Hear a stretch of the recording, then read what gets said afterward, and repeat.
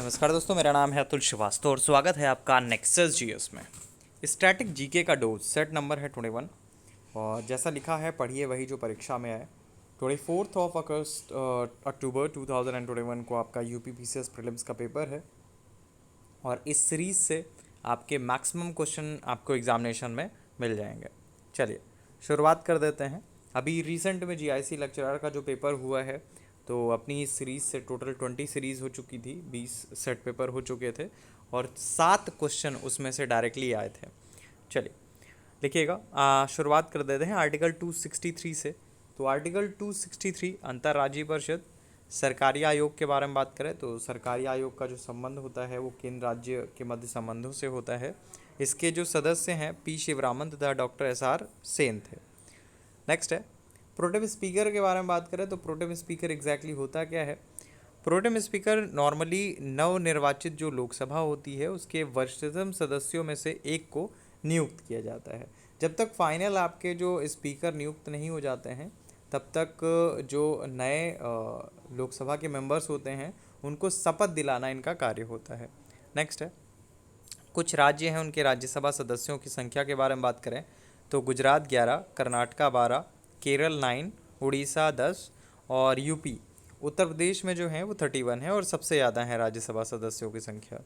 Next है राज्यसभा के गठन के बारे में बात करें तो 3 अप्रैल 1952 को हुआ था। इसकी पहली बैठक जो है 13 मई 1952 को हुई थी। नेक्स्ट है लघु हिमकाल के बारे में बात करें तो लघु हिमकाल 1300 से 1870 के काल को माना जाता है। नेक्स्ट है जनसंख्या के पिरामिड में समानता 0 से 14 वर्ष आयु समूह को आश्रित आबादी के रूप में जाना जाता है। नेक्स्ट है हरविजय सूरी के बारे में बात करें तो अकबर द्वारा जैन धर्म के आचार्य हरविजय सूरी को बहुत सम्मानित किया गया था। अकबर ने उन्हें जगत गुरु की उपाधि भी दी थी। कुछ हड़प्पी स्थल हैं उनकी स्थिति के बारे में बात करें मांडा जम्मू कश्मीर, दायमाबाद महाराष्ट्र, कालीबंगा राजस्थान, राखी गढ़ी जो है वो आपका हरियाणा में है।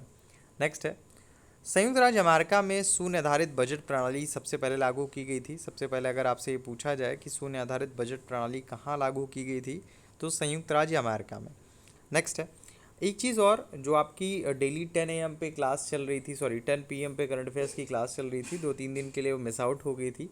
अब फिर से आपकी वो स्टार्ट हो गई है तो वो आप देख सकते हैं। डेली 1 मिनट में आपका करंट अफेयर्स डेली का डेली आपको बताया जाता है और जो चीज़ें महत्वपूर्ण होती हैं सिर्फ आपको उतना ही उसमें पढ़ाया जाता है। चले नेक्स्ट पॉइंट में लिखिएगा। नेक्स्ट पॉइंट में बात कर लेते हैं मेहर कुल के बारे में बात करें तो मेहर कुल जो है हूण शासक तोरमाड़ का पुत्र तथा उत्तराधिकारी था।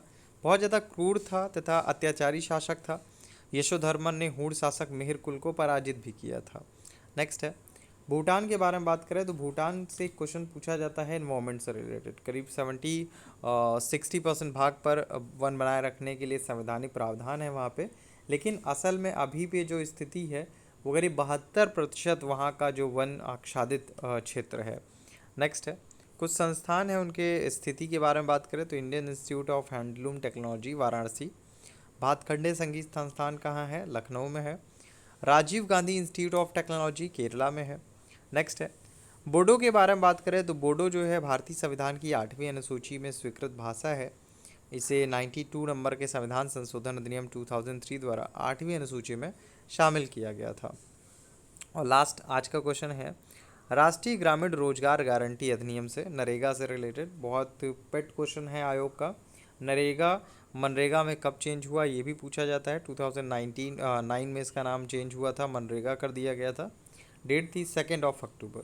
ठीक है, तो ये था आपका बोल सकते हैं कि जो आपका स्टैटिक जीके का डोज चल रहा है उसका सेट नंबर 21 और ये सीरीज़ जो है सुबह 10 बजे डेली चलाई जाती है और नेक्सस जीएस के यूट्यूब चैनल पर चलाई जाती है। चलिए फिलहाल के लिए इतना ही। Thank you so much.